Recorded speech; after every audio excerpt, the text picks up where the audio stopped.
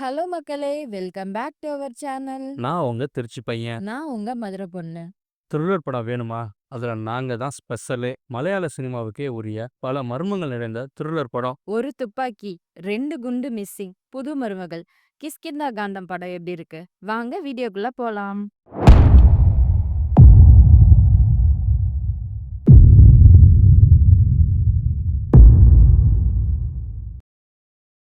மலையாள சினிமா இப்போதைய நல்ல நிலைமைக்கு சிறப்பா இருக்க காரணம் என்னன்னா, அவங்க கதையில ஃபோக்கஸ் பண்றது மட்டும்தாங்க. சும்மா பாறையில பெயிண்ட் அடிக்கிறேன், ஒரே கலர் ட்ரெஸ்ஸ டான்சர்ஸ்க்கெல்லாம் குடுத்து பாட்டுல ஆட வைக்கிறேன், இப்படி பண்றேன், அப்படி பண்றேன், இதுதான் பிரம்மாண்டம் அப்படின்னு ஆடியன்ஸுக்கு இத தான் பிடிக்கும் அப்படின்னு சொல்லி ப்ரொடியூசருக்கு செலவெல்லாம் அவங்க இழுத்து விடுறதே இல்லங்க. அவங்க கதையில ஃபோக்கஸ் பண்றாங்க. கதையாசிரியர் அப்படின்னு தனியா ஒருத்தவர் இருக்காரு. அவர் அதுல மட்டும் தான் ஃபோக்கஸ் பண்றாரு. ஒவ்வொருத்தரும் என் ஏரியால நான் தான் கிங்கு அப்படின்னு வேல பாக்குறாங்கங்க. ஆரம்பத்துல தமிழ் சினிமா புரொடக்ஷன் கம்பெனிகள் ஏவிஎம் அவங்கலாம் கூட இந்த மாரி கதை இலாக்கா அப்படின்னு சொல்லி வச்சிருந்தாங்க. கதையாசிரியர் தனியா இருந்தாரு. அவர் கதைய டீட்டெயில் பண்ணுவாரு. அதுக்கப்புறம் டைரக்டர் வேல பார்ப்பாங்க. இப்படி நெறைய இருந்துச்சு. ஆனா காலப்போக்குல தமிழ் சினிமாவுல அது மாரி எதுவுமே இல்ல. அதோட விளைவு தானோ என்னமோ தெரியல. இப்ப வர படங்கள்ல கதை எதுவுமே இருக்க மாட்டேங்குது. ஆடியன்ஸ் யாரும் தியேட்டருக்கும் வரமாட்டேங்கிறாங்கங்க. கதை இதுதான். மிலிட்டரியில இருந்து ரிட்டயர் ஆன ஹீரோவோட அப்பா. Hero forest officer. இவங்க 2 பேரும் வனப்பகுதியில தனியா வசிக்கிறாங்க. இவங்க 2 பேர் மட்டும் இருக்க வீட்டில 3வது ஆளா ஹீரோ, ஹீரோயின 2வது கல்யாணம் பண்ணி கூட்டிட்டு வராரு. ஹீரோயின் வீட்டுக்கு வந்த முதல் நாளே அவங்க மாமனாரோட லைசென்ஸ் துப்பாக்கி காணாம போயிடுது. போலீஸ் இன்வெஸ்டிகேஷன் நடக்குது. இது கூடவே ஹீரோவோட பையன், அதாவது ஃபர்ஸ்ட் ஒய்ஃப் பையன் 3 வருஷத்துக்கு முன்னாடி காணாம போயிறாரு. இதோட இன்வெஸ்டிகேஷனும் நடக்குது. இப்படி போலீஸ் விசாரணை நடக்கிற சமயத்துல ஹீரோ வீட்டுக்கு பக்கத்துல இருக்க காட்டுக்குள்ள எலும்புக்கூடுகள் கிடைக்குது. அது இன்னமும் மர்மத்தை தூண்டுதுங்க. வீட்டுக்கு வந்த ஹீரோயினுக்கு மாமனாரோட ஆக்டிவிட்டீஸ்ல சந்தேகம் வருது.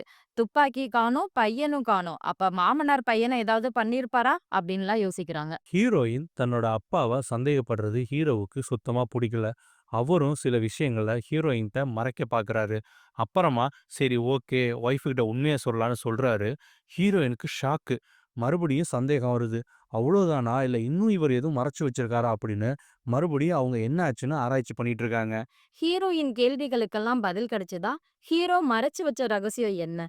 அது தெரிஞ்ச பிறகு ஹீரோயின் எப்படி எடுத்துக்கிறாங்க? இதுதாங்க படமே. அது சரி, படத்துக்கு எதுக்குங்க கிஷ்கிந்தா காண்டம்னு பேர் வச்சிருக்காங்க? அப்படின்னு உங்களுக்கு தோணலாம். வால்மீகி எழுதின ராமாயணத்துல குரங்குகளை மையப்படுத்தி 4வதா எழுதினது தான் கிஷ்கிந்தா காண்டம். இந்த படத்துலயும் குரங்குனால தான் பிரச்சனை ஆரம்பிக்குது. 3 குரங்குகள் இருக்கும் நம்ம பார்த்திருப்போம். கண்ண மூடிக்கிட்டு, வாய மூடிக்கிட்டு, காத மூடிக்கிட்டு. அதுபோல இந்த படத்துல 3 கேரக்டர். அந்த கேரக்டருமே இந்த 3 குரங்குல தான் குறிக்குதுங்க. ஒரு மனுஷன் மனசுக்குள்ள இவ்வளவு நாளா மறைச்சு வச்சிருக்க ரகசியம் வெளிய வரும்போது, அவன் கூட இருக்கிறவங்க அத எப்படி எடுத்துக்கிறாங்க? அப்படின்னு தாங்க படத்துல தெளிவா காட்டியிருக்காங்க. அந்த ரகசியம் அதிர்ச்சிய தருதா? இல்ல அழுகைய தருதா? டைரக்டர் தின்ஜித் அய்யாதனுக்கு இது 2வது படங்க. 2019ல காக்ஷி அம்மினி பில்லா அப்படிங்கிற படத்த எடுத்திருக்காரு. 5 வருஷம் கழிச்சு இந்த படத்த இப்ப எடுத்திருக்காரு. இந்த படத்தோட கேமராமேன் பாகல் ரமேஷ் அவர எப்படி பாராட்டுறதுன்னு சத்தியமா தெரியலங்க. அழகான கேரளாவையும், அந்த வனப்பகுதிகளையும், இருள் சூழ்ந்த மர்மங்களையும் படம் பிடிச்சு காட்டுனதுக்காக பாராட்டுறதா? இல்ல ஒரு துயரமான சம்பவத்த மையப்படுத்தி, இப்படி ஒரு திரைக்கதை எழுதி நமக்கெல்லாம் இந்த படத்த விருந்தா குடுத்திருக்காரே, அதுக்காக பாராட்டுறதா? ஆமாங்க. இந்த படத்தோட கதை, திரைக்கதை, கேமரா 3 இவர் ஒருத்தர் தான். ஆல் கிரெடிட்ஸ் கோஸ் டூ பாகல் ரமேஷ். படத்துல ஏகப்பட்ட விஷயங்கள் நல்லா இருக்குங்க. படத்துல நடிச்சிருப்பவங்க எல்லாரோட நடிப்பும் அருமையா இருக்கு. மாமனார் கேரக்டர் பண்ணியிருப்பாரு. எதேர்ச்சையா அருமையா நடிச்சிருக்காரு. அபர்ணா பாலமுரளி ஒவ்வொருத்தர் சீனா கண்டுபிடிச்சு ஆராயும்போது நமக்குமே ஒரு பதற்றம் தொத்திக்குது. அடுத்து என்னடா இருக்கும்? அடுத்து என்னடா இருக்குங்கிற மாரி ஆச்சரியம் போகுது. அவங்க எப்படி மாமனார சந்தேகப்படுறாங்களோ, அதே மாரி தான் நம்மளும் அவர் மேல சந்தேகப்பட தோணுது. அந்த அளவுக்கு பாகல் ரமேஷ் திரைக்கதைய சூப்பரா கொண்டு போயிருக்காரு. ஹீரோவா நடிச்சவரும் அருமையா நடிச்சிருக்காரு. நான் எப்பவுமே சொல்றது தான், த்ரில்லர் மர்மமான படங்கள், பேய் படங்கள்னாலே பிஜிஎம் நல்லா இருக்கணும். அதோட எஃபெக்ட் தான் வந்து பார்த்தீங்கன்னா, ஆடியன்ஸ்க்கு அந்த மர்மத்த கடத்தும் அப்படின்னு சொல்லிருங்க. அதுபோல இந்த படத்துலயும் பிஜிஎம் செம்மையா ஒர்க் அவுட் ஆயிருக்கு. மியூசிக் டைரக்டர் முஜித் செம்மையாவே பண்ணியிருக்காருன்னு தாங்க சொல்லணும். இது ஒரு த்ரில்லர், பல மர்மங்கள் நிறைஞ்ச அருமையான படம். தயவு செஞ்சு மிஸ் பண்ணிடாதீங்க. இந்த படம் வந்து பார்த்தீங்கன்னா, Hotstarல ஃப்ரீயாவே கிடைக்குது.